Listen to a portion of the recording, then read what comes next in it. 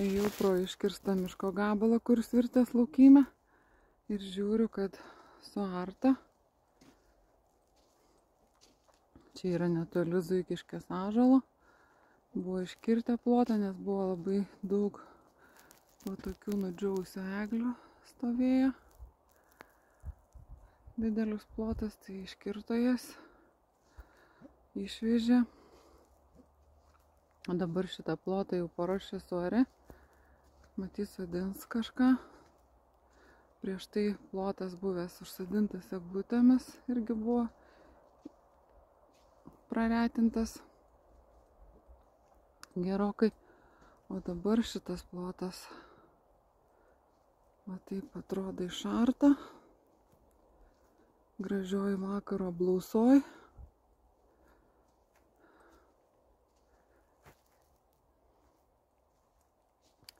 Paruošė dirvą, kad galėtų būti minkštesnė žemė, puresnė. Ir kažkas kitas užsodins. Kiek darbo visur yra ir kiek reikia.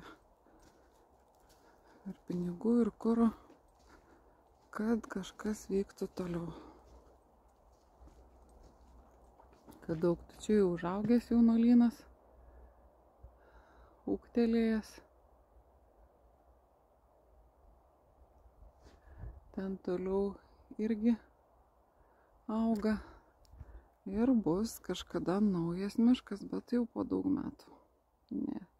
Ne greitai. Buvo suartas laukas. Jis ir dabar suartas yra.